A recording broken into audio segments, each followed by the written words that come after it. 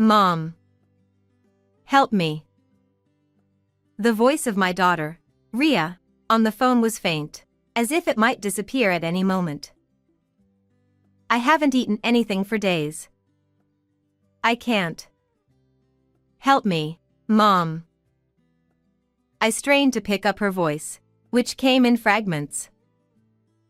She must be too weak.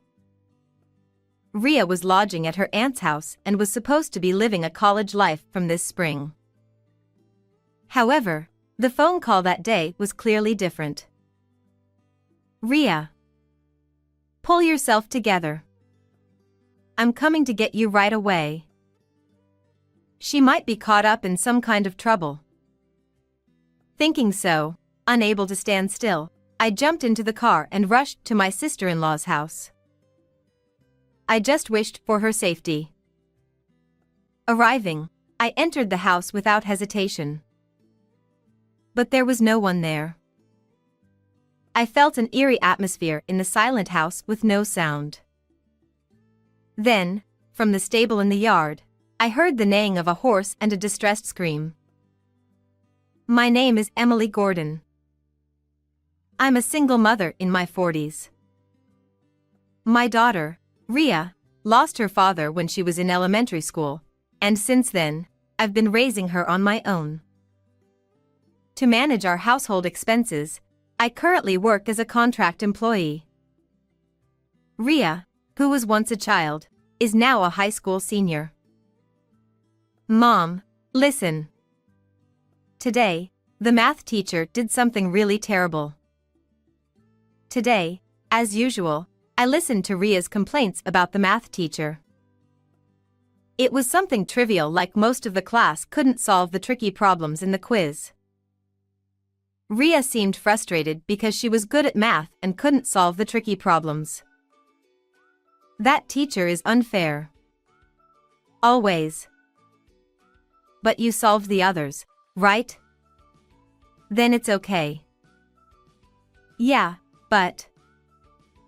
She pouted while eating dinner. She's doing well in subjects other than math, partly because I sent her to a cram school near the station. Even the high school teacher has praised her, saying that with her grades, going to her desired university is not just a dream. But it's a fact that going to university requires money. I didn't want her to give up on going to college just because she has a single parent. I also want her late father to see how well she's grown up. I have to earn a steady income. After dinner, I start my side job. I work as a contract employee at a call center during the day and focus on translation work at night. Juggling two jobs is very tough. I work late into the night, wake up early in the morning to make lunch for the two of us, and rush off to work. One day, amidst such daily life, I received a call from my sister-in-law, Amy. Hey, Emily, how are you doing? From the other end of the smartphone, her high-pitched voice casually laughed as she spoke. She called during my work break. Frankly, I'm not fond of her.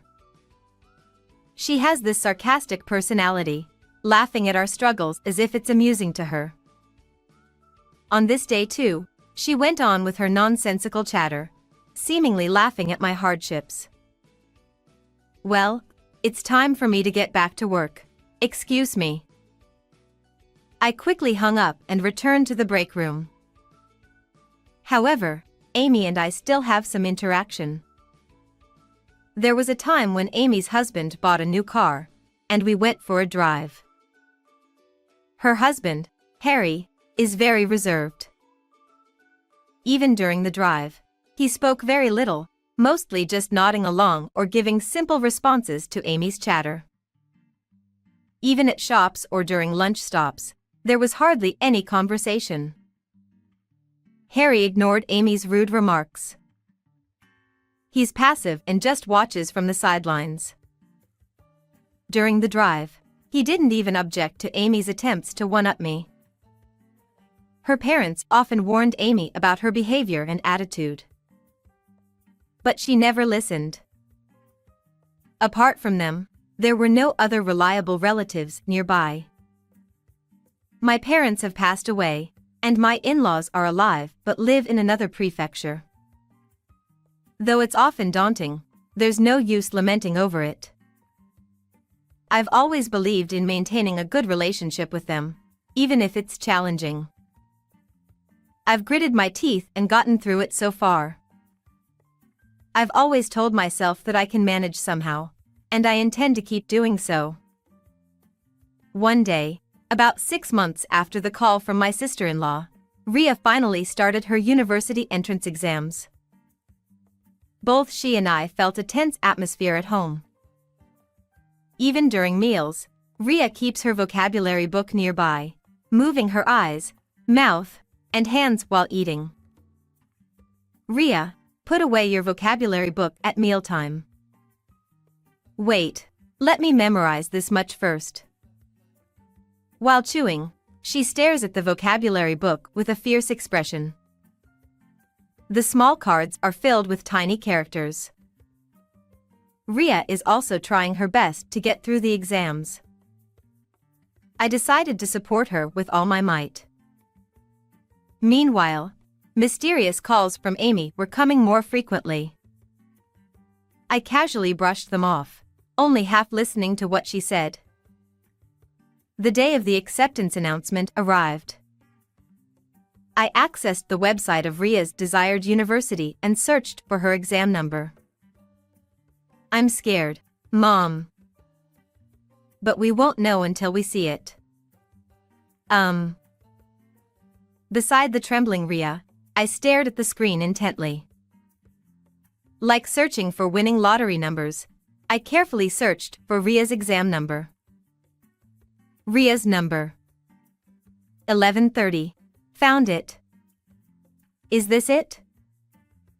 When I called out, she also eagerly looked at the screen. Ria followed with her finger. 1127, 1128, 1130. Yes. I did it. I did it. Overwhelmed with joy, we hugged each other and jumped around. The university Ria aimed for is a famous national university. Later, Ria's acceptance to her desired university was also posted in the corridors of the school and cram school. Her teacher was also crying tears of joy, saying she had worked hard. However, to attend this university, she needs to live a little far from where we currently live. Ria needs to live alone. Tuition, living expenses, and rent. It's a bit tight. She'll need financial support. I desperately tapped on the calculator while staring at the household accounts. I had been thinking about the future after finishing my side job, but I couldn't quite settle down. Around that time, Amy called again. Hey, listen. We're going to do a neighborhood cleanup at the community association, but the chairman. Listening to her listless voice, I felt annoyed. She didn't have any kids or pets, so she often called because she had nothing else to do. That day, she went on and on about gossip and slander, but I suddenly remembered something. Oh, by the way, Ria got accepted to a national university. She'll be a college student from spring. Wow. Ria, that's amazing. Congratulations. Her response didn't seem very sincere, so I replied indifferently. Thank you. I guess. Isn't commuting from there going to be tough? She'll live alone, right? Yeah, well, that's the plan. In that case, why don't you let her board at our place? You probably don't have much money, do you? Amy's sudden offer surprised me. Huh? And, you know, since we don't have any kids, there's a spare room. Indeed, Amy and her husband's house was within commuting distance of the university. However, I was a little cautious. But it's not right. Harry is there too, isn't he? It's fine. We were just talking about renting out the spare room recently. The boarding fee was about 30,000 yen, including utilities and internet. For all that was included, it was a good deal. The conditions weren't bad, but I said I would confirm with Ria before getting back to her, just to be sure. I'll be waiting for your favorable answer. She hung up the phone cheerfully as usual. For her, getting a monthly income of 30,000 yen just by renting out a room was probably a good thing. But, it's that shrewd Amy we're talking about. It's normal to think there's something fishy going on. I had intended to consult Ria and, if she didn't like it, decline. When I told Ria about it after she returned from cram school, surprisingly, she agreed to the idea. I can board at Auntie Amy's house for 30,000 yen? Economically, it would help, but it's up to you, Ria. Ria fell silent for a while and pondered. Of course, if you prefer a proper apartment, we'll look for one. No, I'll board at Auntie's house. Huh? Are you sure? Because that would reduce your burden, Mom. I think it's a good idea. Saying that, she smiled. She must be trying not to worry me or cause any trouble. I wasn't too keen on it, but I agreed. Afterward, I informed Amy that Ria would be boarding. However, I made it a condition that she would only board for the first year, as we couldn't rely on them for 4 years. During that year, Ria would save money from her part-time job, and I would increase my workload. This way, we would prepare for Ria to live alone more independently starting from her second year of college. Surprisingly, Amy readily accepted these conditions. Okay. Let me know when the moving day is set. She hung up the phone with a cheerful laugh. On the other hand, I felt a mix of relief and anxiety. Or rather, the anxiety was greater. I couldn't shake off a bad feeling. As for her, she started packing happily, seemingly looking forward to her new lodging. Watching her, I told myself not to worry too much and spent my time. The moving day was set, and on that day, I drove Ria's belongings in my car. One large suitcase and several cardboard boxes. In addition, Ria packed her blanket, pillow, and favorite stuffed animals. We drove for about an hour, and I pulled the car into Amy's driveway. There, an unusual sight caught my eye. Huh? Horses. There was a slightly spacious garden on the property, and there were horses standing there. Behind the horses was a small shed about the size of one horse. It was so strange that I had to do a double take. The chestnut-colored horse glanced over and turned its head away, seemingly disinterested. I parked the car in the garage and unloaded the luggage. Ria looked at the horses while pulling out her suitcase. It seemed to catch her interest. Then, Amy wandered over. You're here early. It's still noon. It's already noon. Amy was wearing sweatpants and sandals, looking like she had just woken up. Hello. Thank you for having me. Ria bowed her head politely. Her hair, which reached her shoulders, gently swayed. Nice to meet you too. Let me show you to your room. What about the horses over there? Oh, that little one? According to Amy, it went something like this. The horse used to be a racehorse but retired, and it was bought by an acquaintance of hers, However, the horse was not very friendly, and the acquaintance began to have trouble handling it. Hearing about it from the acquaintance, Amy took it because she wanted to try riding it. However, the horse refused to let her ride and was difficult to handle. But it won't let me ride it at all, and it's not friendly. It's more trouble than it's worth. I've heard that horses have different personalities. Perhaps it had a difficult temperament.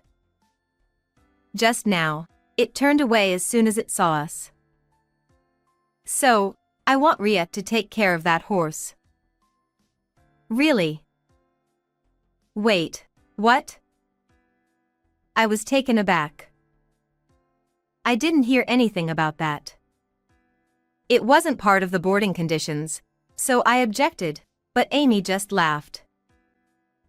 Students don't have much to do anyway, right? Taking care of a horse should be fine. Rhea has to work part-time too. Hearing that, Rhea, who had been listening, intervened between me and Amy. It's okay, Mom.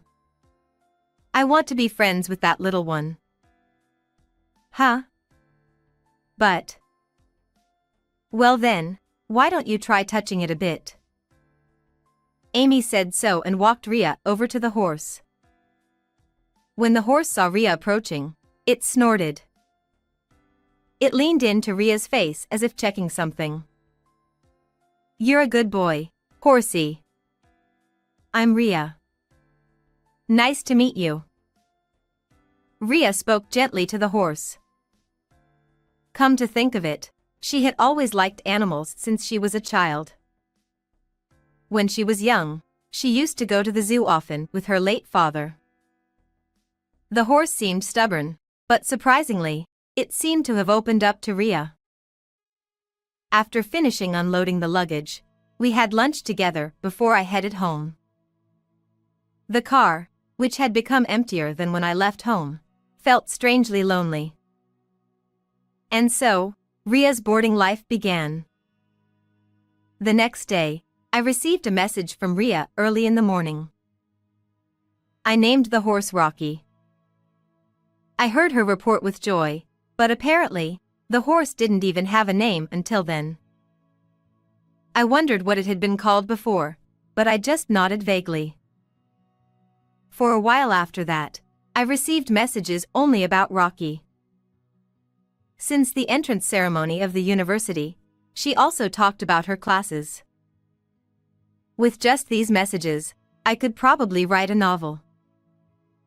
I wonder who she takes after. I opened the messages in between work, somewhat looking forward to them. But that didn't last long, and days passed with longer gaps between messages. She must have gotten busy with university classes and her part-time job. Or maybe she was enjoying herself with new friends. They say no news is good news, but I wondered if this was really the case. However, one day, the communication abruptly stopped. It's strange. Not even seen messages. The next day, and the next month, I didn't hear anything from Rhea. I had a bad feeling and tried to contact Amy, but she just laughed it off. She's such a helpful girl. Please let me talk to Rhea directly. I need to hear from her. No way. She's doing a really thorough job cleaning the bath right now. Amy, let me talk to Rhea. She likes cleaning, you know. She's really enthusiastic. No matter what I said, Amy just kept praising Rhea and didn't pass the phone over. Since I was paying for Rhea's phone bill, there was no reason for it not to connect. Yet, for some reason, she didn't answer the phone. I wonder if something happened. Days passed without being able to focus on my main or side jobs, and I realized things couldn't go on like this. That weekend, I decided to gather my courage and pay a visit to Amy's house. Rhea is my top priority. I have to go. my fleeting relief didn't last long. Unexpectedly, I received a call from Ria. It was Saturday morning, as I was preparing breakfast. Just when I was about to head to Amy's house, my smartphone rang. The caller was from a payphone. It could be Ria. With that thought in mind, I answered the call. Ria. Mom. Help. Ria's voice was weak, as if it could vanish at any moment. I haven't eaten anything for days. I can't take it anymore. Help me, Mom. I managed to pick up her fragmented voice and understand. She must be very weak. Ria. Ria. Stay with me. Where are you right now? I'll come get you. The stable. Ah. With a loud clang, the phone call abruptly ended.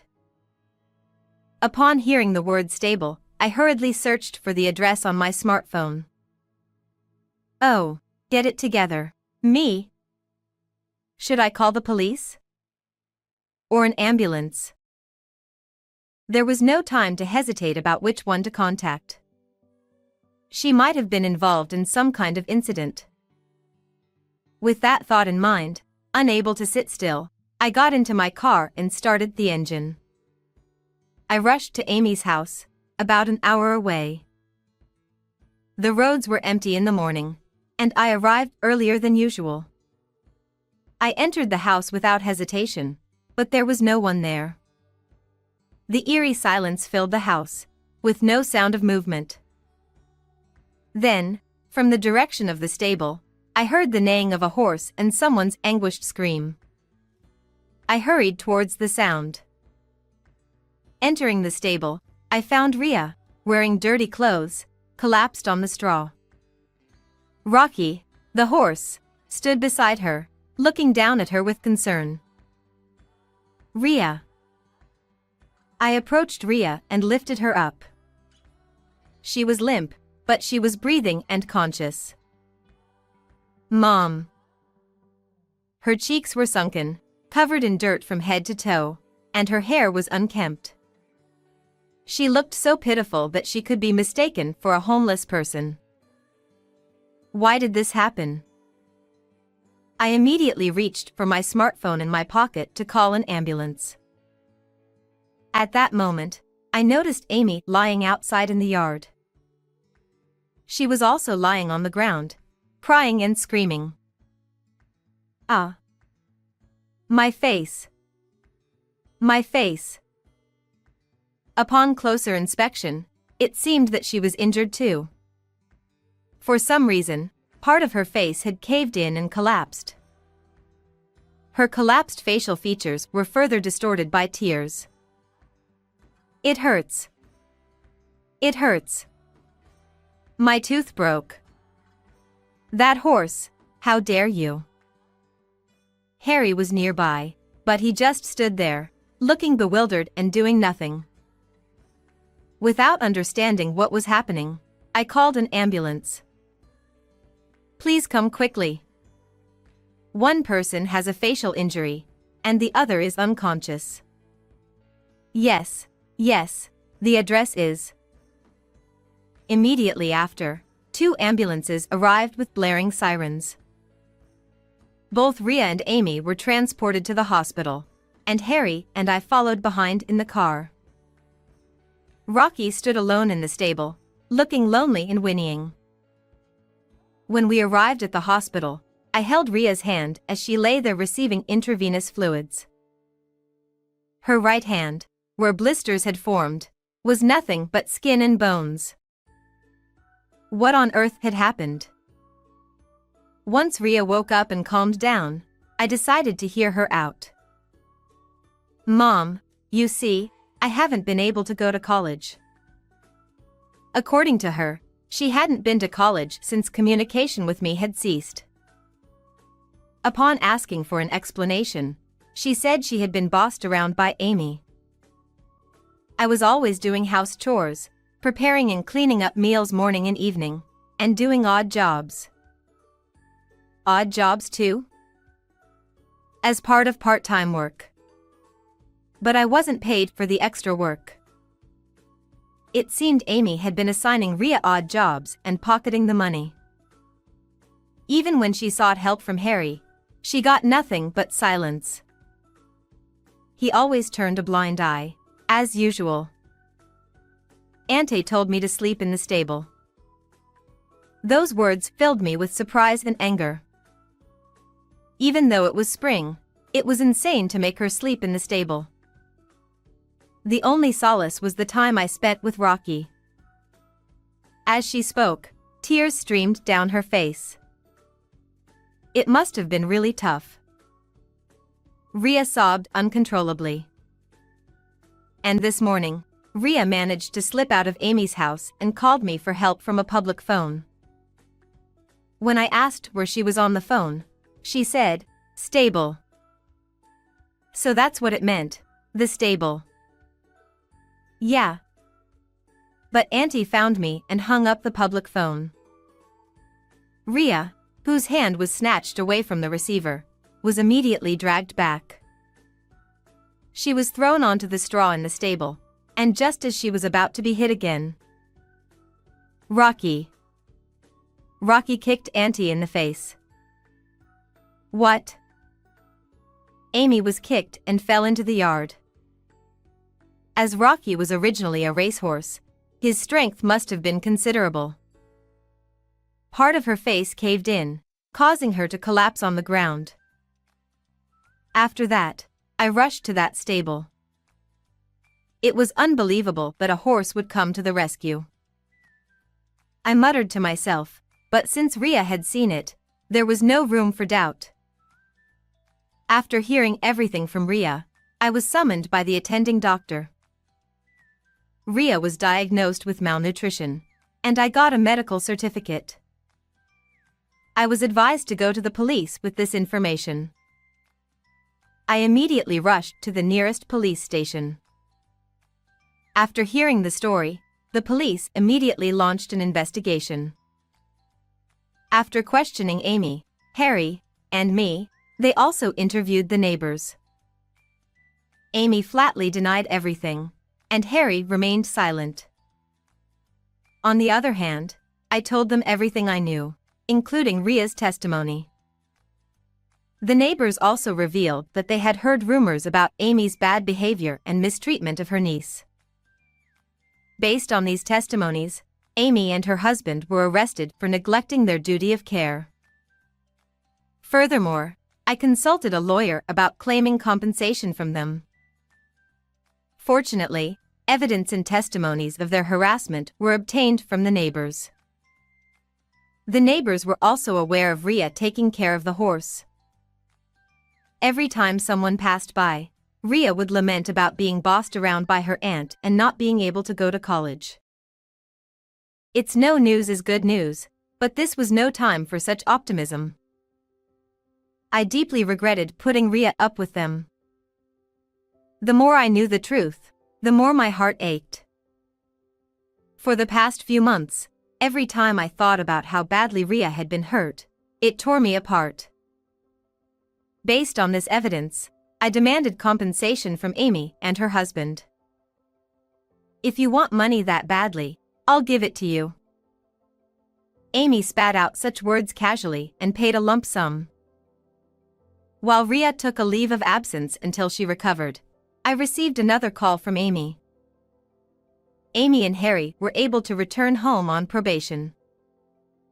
However, it was diagnosed that Amy's sunken face would not return.